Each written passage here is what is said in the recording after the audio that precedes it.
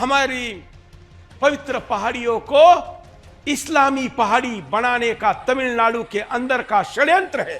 हमारे मंदिर, हमारी जैन गुफाएं, इनको कब्जा करने के लैंड जहाज के विरुद्ध पहली बार इतनी बड़ी संख्या में तमिलनाडु का हिंदू रास्ते पर है।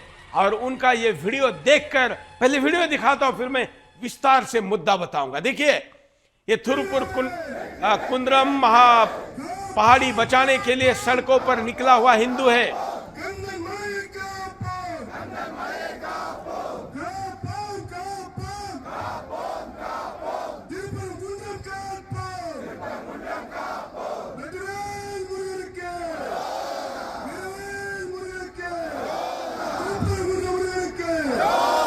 में भगवा, जो मैंने कविता में कहा, तमिलनाडु का हिंदू सड़क पर भगवा लेकर उतरा है और अपने भगवान की पहाड़ी, हमारी जैन गुफाएं ये बचाने के लिए सरकार को ललकार रहा है। दमनकारी सुल्तानी निर्णय करने वाली शैतानी सरकारों के सामने अब हिंदू झुकेगा नहीं, यही ये संकेत दे रहा है। और यह आक्रोश आपको चारों ओर दिख रहा है।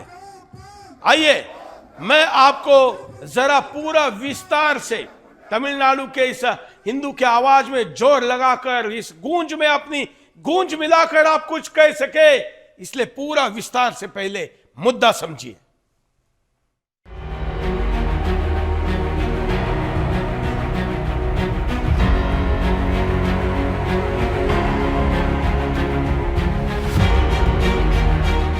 ये है तमिलनाडु के मदुरई जिले की थिरुपरनकुंद्रम पहाड़ी, जिसे हम सभी स्कंद पर्वत के नाम से जानते हैं। ये स्थान भगवान स्वामी मुरुगन के मंदिर के लिए प्रसिद्ध है, जो हिंदू धर्म के अनुयायियों के लिए एक आस्था का केंद्र है। ये मंदिर न केवल धार्मिक दृष्टि से बल्कि सांस्कृतिक और ऐतिहासिक दृष्टि से भी अत्यंत महत्वपूर्ण है। लेकिन अब इस पवित्र स्थल पर एक नया संकट मंडरा रहा है, एक ऐसा संकट जो इस स्थल की धार्मिक पहचान और सांस्कृतिक धरोहर पर खतरे की घंटी बजा रहा है। एक बार फिर से इस पवित्र स्थल पर लैंड जिहादियों ने दावा करना शुरू कर दिया है, और ये दावा न सिर्फ धार्मिक रूप से गलत है बल्कि पूरी तरह से अवैध भी। मुस्लिम समुदाय ने थिरुपरनकुंद्रम पहाड़ी को वक्फ संपत्ति घोषित करने का प्रयास किया।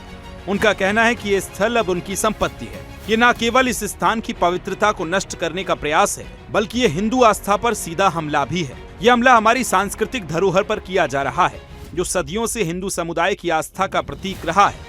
न केवल दावा किया गया बल्कि अवैध निर्माण शुरू भी कर दिया गया। ये निर्माण एक साजिश के तहत किया जा रहा है ताकि इस धार्मिक स्थल की पहचान और इसकी सांस्कृतिक धरोहर को बदल दिया जाए। पहले तो मुस्लिम समुदाय ने अवैध रूप से यहाँ कब्जा किया, फिर यहाँ पशु बलि देने की मांग भी की। ये सभी कृत्य इस स्थल की पवित्रता को नष्ट करने का प्रयास है। ये सब तब हो रहा है जब 1931 में इसी प्रकार के दावे किए गए थे, और उस समय प्रीवी काउंसिल ने ये स्पष्ट कर दिया था कि ये स्थल हिंदू समुदाय के अधिकार में है और इसका ऐतिहासिक कब्जा हिंदू धर्म द्वारा साबित किया गया है।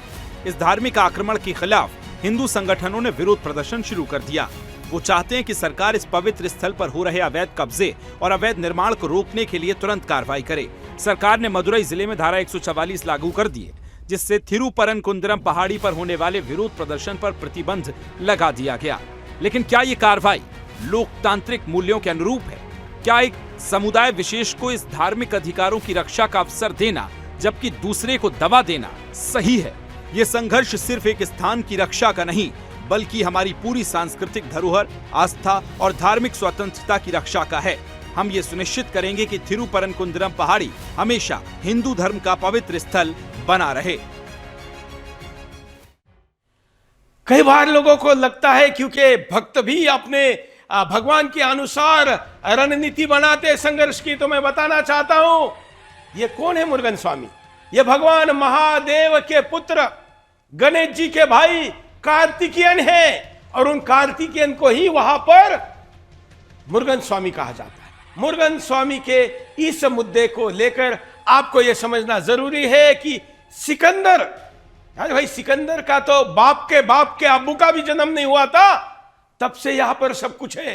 लेकिन इस पहाड़ी को कैसे आखिर सिकंदर पहाड़ी बनाने का षड्यंत्र चल रहा है, विश्व में किसी पर्वतों का, खास करके हिंदुस्तान में कभी किसी पर्वतों का इस्लामी नाम नहीं है, किसी नदियों का इस्लामी नाम नहीं है, तो तमिलनाडु में अचानक कुतरमुतों की तरह ये नाम कैसे उगने लगे हैं? और इसलिए आपको भगवान महादेव के भक्तों को भी मैं कह रहा हूं, ये मुरुगन स्वामी महादेव के पुत्र है और इनके लिए आवाज उठाना आपका कर्तव्य है।